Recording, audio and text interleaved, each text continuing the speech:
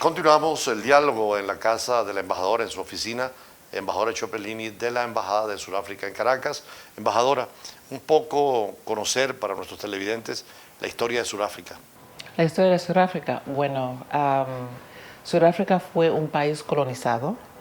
Fuimos colonizados por los ingleses, hubo un tiempo que tuvimos influencia alemana en Sudáfrica, también los holandeses, que al final fueron los holandeses que terminaron por instituir el apartheid en Sudáfrica. El apartheid básicamente era que los blancos y los negros, o entre las razas, no nos podíamos mezclar. Así que los blancos tenían donde vivían solamente blancos, los negros tenían donde vivían en los parques. Si una persona ve un banquito donde sentarse, estaba escrito blancos solo, y uno no podía sentarse donde nada más tenían que sentarse los blancos. Si hubo un accidente en el camino, si venía una ambulancia, si era del hospital negro, nada más recogían a los negros. Si era una ambulancia de blancos, nada más recogían a los blancos. Tenemos una historia muy triste, y es una historia de separación de pueblos, separación de culturas, separación de religiones.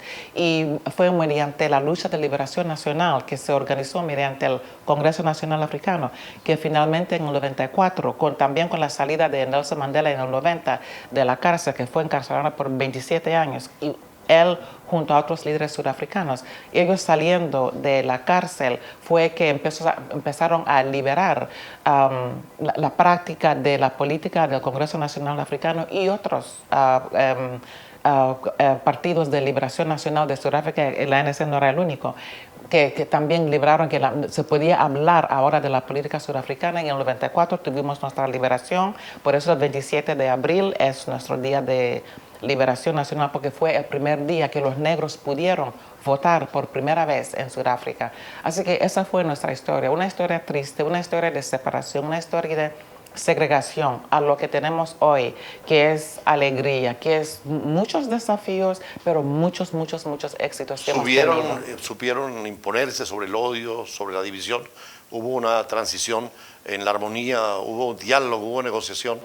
Tuvimos diálogo, eso es lo importante que tuvimos en Sudáfrica, porque hubo un tiempo que también el Congreso Nacional Africano estaba pensando que la única manera de adquirir nuestra liberación sería tomando las armas, pero pudimos hablar del Congreso Nacional Africano junto con los líderes de la apartheid de Sudáfrica de aquel entonces. Se pudieron en negociaciones, y esas negociaciones fueron las que trajeron la liberación de Sudáfrica. Sudáfrica conserva un sistema político muy particular, es primer ministro, es parlamentario.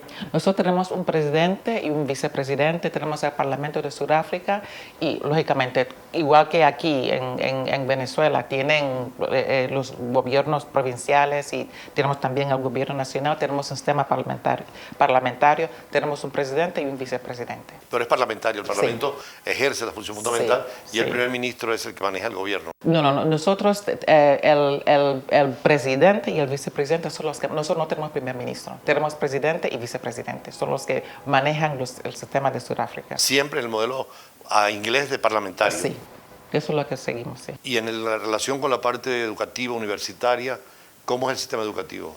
El sistema educativo de Sudáfrica sufrió mucho por el apartheid.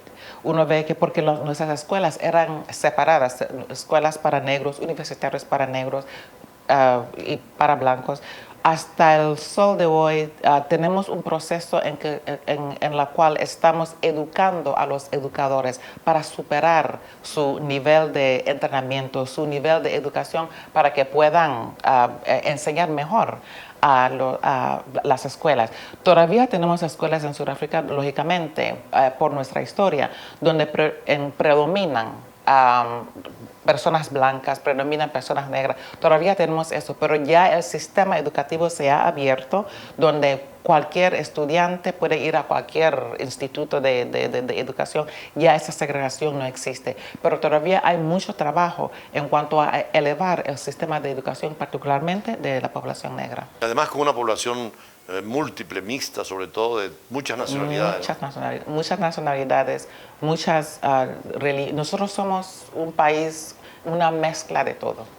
Sí. Todavía recuerdan a Mahatma Gandhi, ¿no? Ah, sí, sí, sí. Hasta Mahatma Gandhi tiene la casa donde vivía en Durban, en Ahí estuvimos Sudáfrica. en Durban. Sí, sí, todavía existe. Y la historia de él es muy famosa. Es parte de nuestra historia, lógicamente, en Sudáfrica. Embajador, el siguiente espacio vamos a conversar un poco del turismo, porque Sudáfrica se ha convertido en un centro del turismo mundial y en América Latina hay interés en conocer más Sudáfrica. Creo que usted nos decía también Sí. que es un país extraordinario para los venezolanos. Ya regresamos con la embajadora Chopelini, embajadora de la República de Sudáfrica ante el gobierno venezolano y ante el pueblo de Venezuela.